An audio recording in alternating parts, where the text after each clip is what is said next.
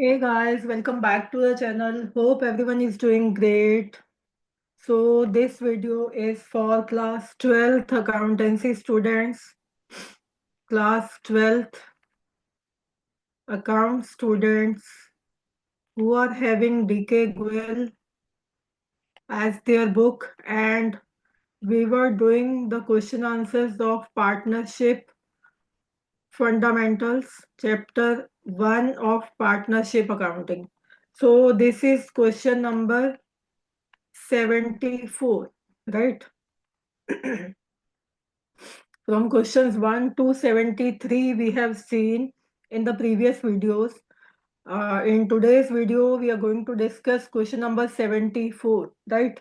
So let's read the statement. The partners of the firm distributed the profits for the year ended 31st March 2024, 1,50,000 in the ratio of 2:2:1 without providing for the following adjustments. So तीन partners हैं हमारे पास यहाँ पे, ए, B and C, right. उन्होंने profit को distribute कर लिया इन the ratio of 2:2:1।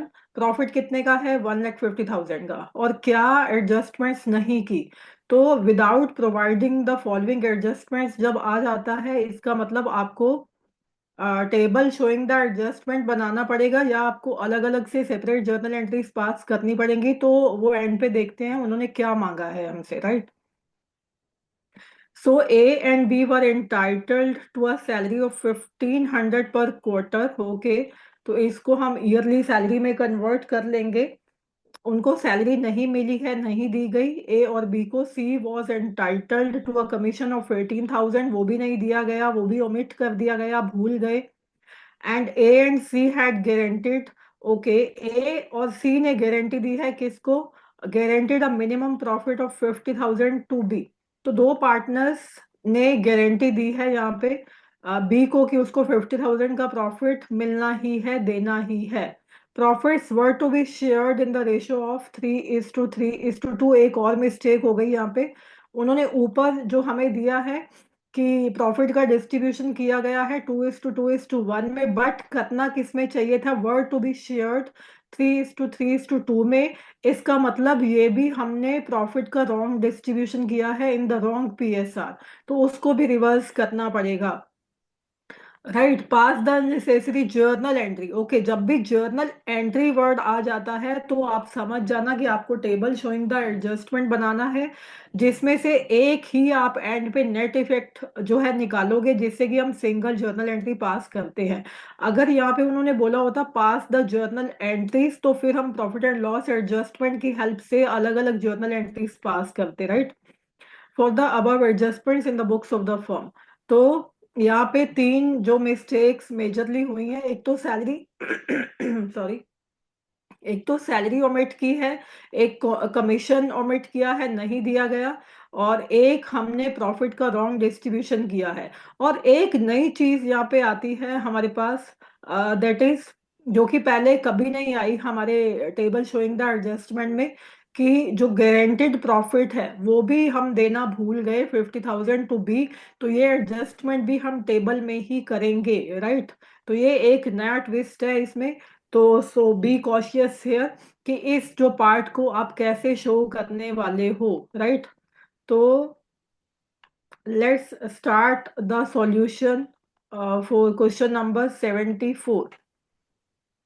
So question को अच्छे से आपने ध्यान से इसको देखना है कि कैसे करना है, साथ साथ आप खुद भी इस क्वेश्चन को करोगे, राइट। सो ओके तो पहले हमें क्या चाहिए? पहले हमें थोड़ा सा वर्किंग नोट बनाना पड़ेगा। वर्किंग नोट में हम देखेंगे कि एक तो हमने प्रॉफिट रिवर्स करना है, सैलरी और कमीशन तो गिवन ही है, उसको हम ईयरली सैलरी में कन्वर्ट कर लेंगे। बट फर्स्ट ऑफ ऑल हमें देखना पड़ेगा कि जो हमने रॉन्ग डिस्ट्रीब्यूशन किया वो कितना किया था। तो प्रॉफिट था हमारा 1,50,000, और हमने उसको 2:2:1 जो कि रॉन्ग पीएसआर था उसमें डिस्ट्रीब्यूट कर दिया था। तो उसको रिवर्स करने के लिए हमें अमाउंट भी तो पता होना चाहिए। तो A, B and C 1,50,000, 1,50,000 so into 2/5 into 2/5 into 1/5, तो रॉन्ग कितना डिस्ट्रीब्यूशन किया होगा हमने? 60,000, 60,000 एंड 30,000, राइट। तो ये हमने रॉन्ग डिस्ट्रीब्यूशन निकाल लिया है क्योंकि ये अमाउंट हमें टेबल में से वापस लेनी है, राइट। तो now will make a format quickly, जिसमें कि हम टेबल शोइंग एडजस्टमेंट्स बनाएंगे। तो this is the column for particulars, और ये ए के लिए, बी के लिए, सी के लिए एंड फर्म के लिए। ये हम बहुत बार प्रीवियस क्वेश्चंस में बना चुके हैं, बड़े अच्छे से हम सीख चुके हैं इसको बनाना कि कैसे टेबल शोइंग एडजस्टमेंट्स बनाया जाता है। So let's write the headings. Particulars A, B, C, firm, total, debit and credit सबके कॉलम्स में लिख दोगे। डेबिट क्रेडिट, डेबिट क्रेडिट, ऊपर लिख दोगे टेबल शोइंग एडजस्टमेंट्स, राइट। तो फर्स्ट हमने क्या करना है, जो प्रॉफिट हमने गलत दिया था उसको हम वापस लेंगे। प्रॉफिट क्या क्या लिखोगे यहाँ पे? Profit already distributed. तो क्या लिखने वाले हैं? Profit already distributed wrongly now to be reversed। तो ये आप प्रॉपरली लिख लोगे। मेरा स्पेस थोड़ा कम है तो ये मैं बोल देती हूँ कि क्या लिखा है। Profit already distributed wrongly now to be reversed, जो कि हमने निकाल लिया था 60,000, 60,000 एंड 30,000। जब प्रॉफिट वापस लेते हो तो क्या करते हो? Debit 60,000, 60,000 and 30,000।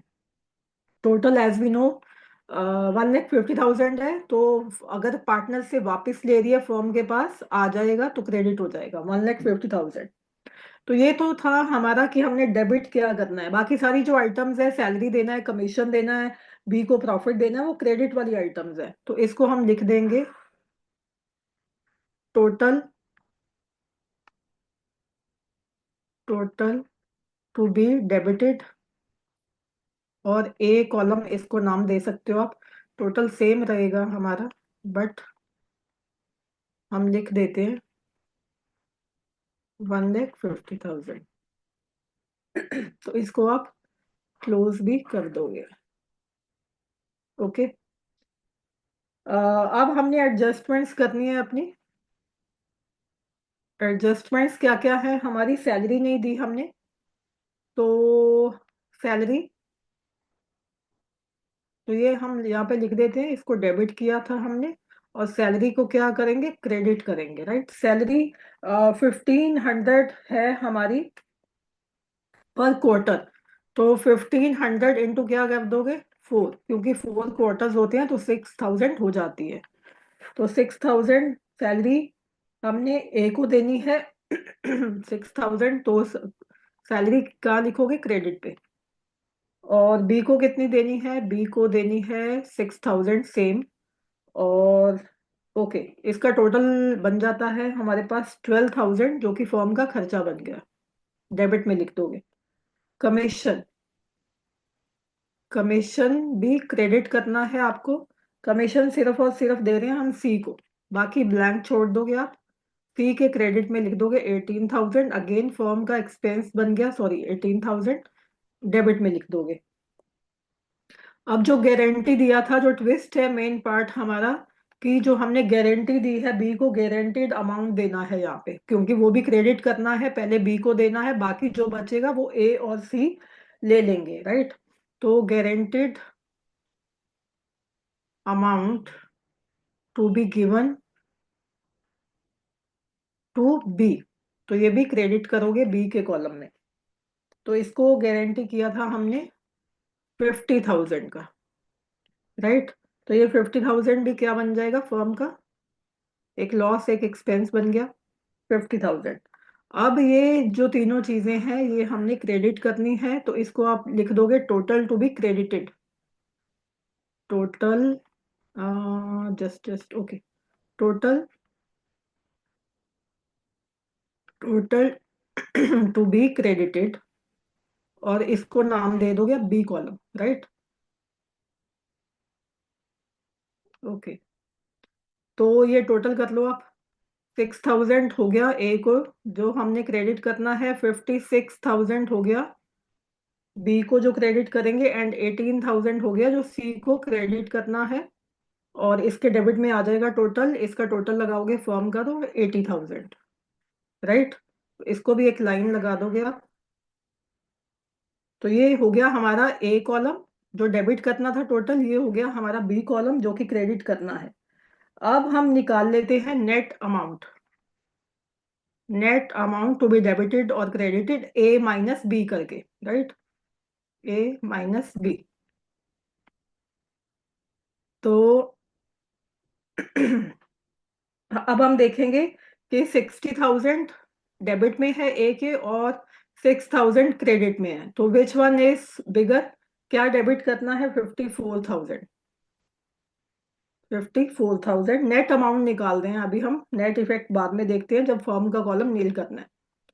तो बी के डेबिट में है 60,000, एंड उसके क्रेडिट में है हमारे पास, sorry sorry sorry sorry sorry, ये है हमारे पास डेबिट में 60,000 और क्रेडिट में है 56,000। तो विच वन इज बिगर? 4,000 से क्रेडिट कॉलम बड़ा है।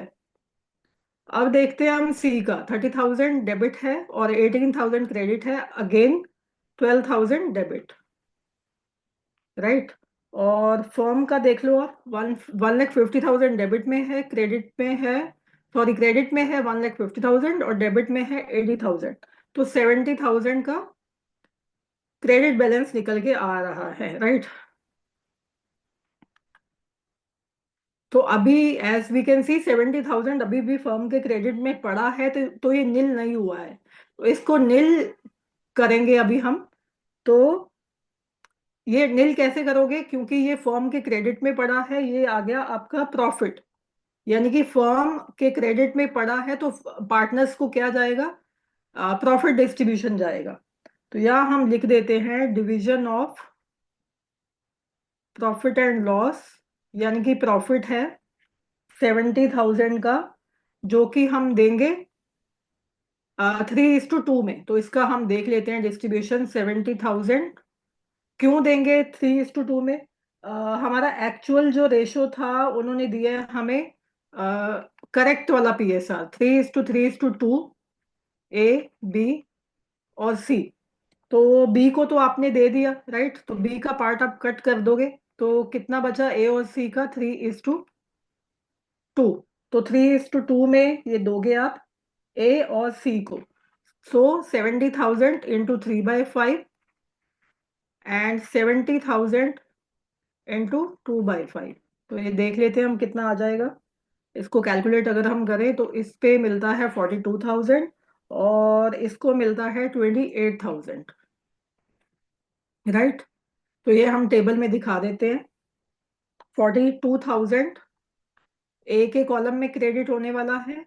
42,000 ए ये रहा ए, तो ये आप लिख दोगे ए के कॉलम में 42,000, और बी को तो मिल गया।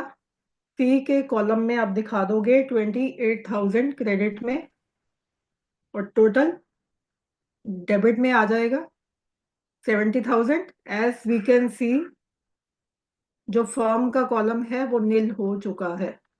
तो एक बार ना इसका नेट अमाउंट हम देख के मैं नेक्स्ट पेज पे लिखूंगी, क्योंकि स्पेस कम है। मैं एक बार बता देती हूँ आपको यहाँ। तो डेबिट में, ए के डेबिट में, अब आप लास्ट जो पॉइंट है वो क्या लिखने वाले हो? Net effect. यहाँ पे लिख देते हैं नेट इफेक्ट। जो नेट इफेक्ट आपका निकलेगा उससे आपको जर्नल एंट्री पास करनी है। तो 54,000 डेबिट में है, 42,000 क्रेडिट में है। तो this means that debit is bigger, क्योंकि 54,000 is bigger than 42,000 by how much amount, 12,000। तो 12,000, आई शो हियर, ए का जो आ रहा है, ए का 12,000 आया डेबिट का बैलेंस, राइट।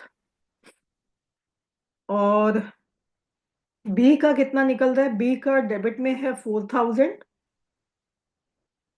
तो क्रेडिट में इसका कुछ नहीं हमें दिख रहा, राइट, क्रेडिट में यहाँ पे कुछ नहीं दिख रहा।